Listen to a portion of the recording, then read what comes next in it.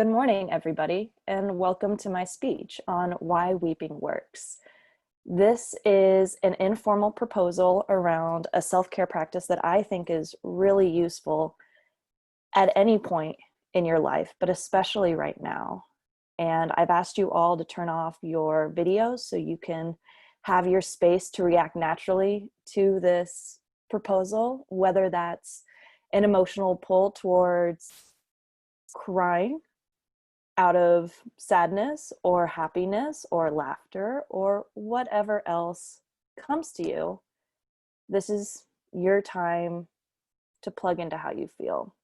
Now, I do ask also that with every slide, I have a prompting question that's phrased for this presentation, but I think it would be useful for you in your own space, in your own time, to reframe and reflect the question to as how it makes sense for you.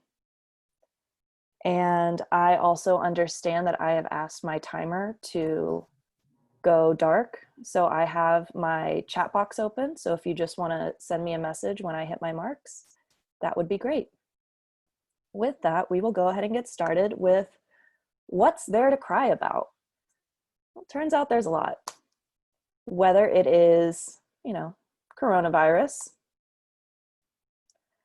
This news story I saw this morning about an astronaut not even being able to hug people upon her return to Earth yesterday because of coronavirus.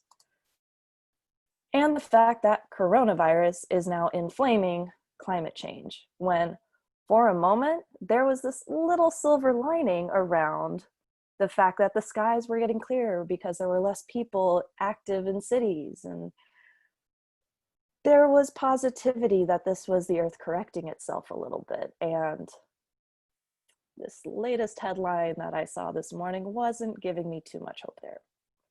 But beyond coronavirus, beyond climate change, beyond all of these other massive problems that weight us down as a globe day to day, as Americans, we're also suffering because we are the fourth most stressed out country in the world, tying with Albania, Iran, and Sri Lanka.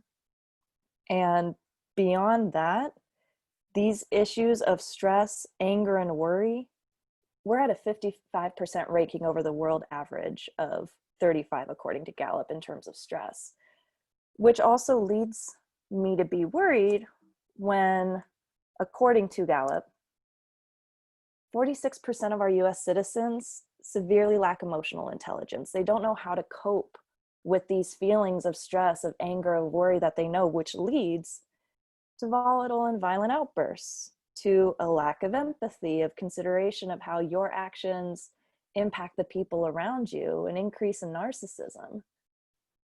So in short, generally speaking, there's plenty to cry about, even just within the lens of stress and fear.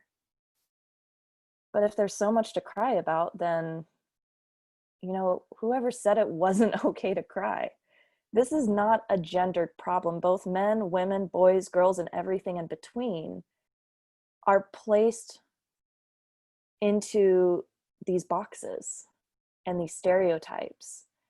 And it changes from culture to culture, but the general theme seems to be that we do not think crying is an acceptable reaction to almost any situation, when really it is just a natural bodily reaction to whether you are happy, you are sad, you are stressed, anything. And even iconic phrases like Tom Hanks here, there's no crying in baseball. That is faulty logic, because there is plenty of crying in sports. You break legs, you win, you lose.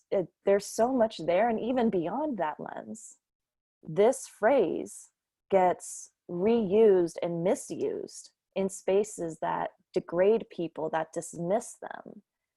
And songs like this, Boys Don't Cry by The Cure, I found so many songs that attach to this resistance to crying. It really curates this internalized understanding of, I can do everything in a relationship in a moment but cry. I can get angry. I can laugh at you. I can taunt you. I can laugh at myself. I can walk away. I can give up. The one thing I can't do is cry.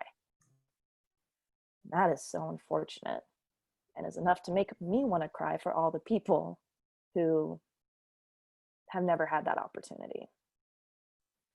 Now, beyond that, we've covered why do we have the reason to cry? Who has been telling us not to cry? Well, also, it's an internal thing. When do we, as an individual, accept crying?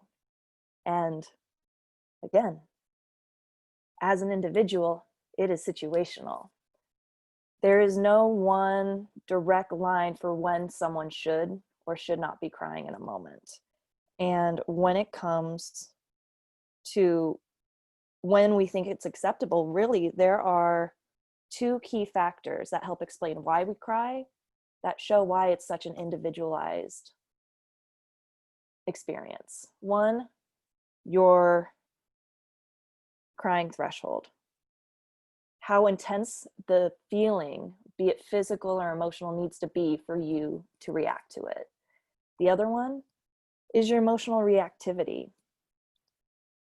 How do you as an individual, how intense are you in approaching situations? Which is why somebody could break a bone but not shed a tear, and yet bawl buckets when their first child is born.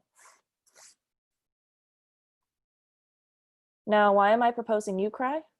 Well, as this glitchy slide suggests, one, it rids your eyes of irritants using reflective tears, and also emotional tears in times of stress release leucine ecophlin, probably said that wrong, but that reduces your pain and improves your mood. You want to manage your stress, manage your pain, and also build bonds and empathy through crying. It shows vulnerability. It shows and creates trust between people. Now, leaving you on my proposal note, what can you do about this today? Well, speaking of Tom Hanks, you can watch a Tom Hanks movie. He topped the list for every tearjerker, researcher, article I could find. And in February 2020, he was at 4 out of 5 top tearjerkers on ranker.com. You could also listen to a song like Someone Like You by Adele, or anything that has this appoggiatura note. Again, probably said that wrong, but it's that high note that she hits at like one of the last U's in her chorus. And it is so graceful that it naturally brings people to tears and causes physical reactions like goosebumps on your arm. But beyond that, you don't have to feel sad to cry.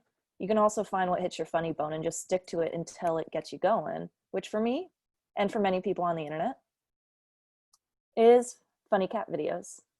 I could watch them all day long. And that is it. Thank you, everyone. I hope you got something out of this proposal today, and I hope you have a good cry soon.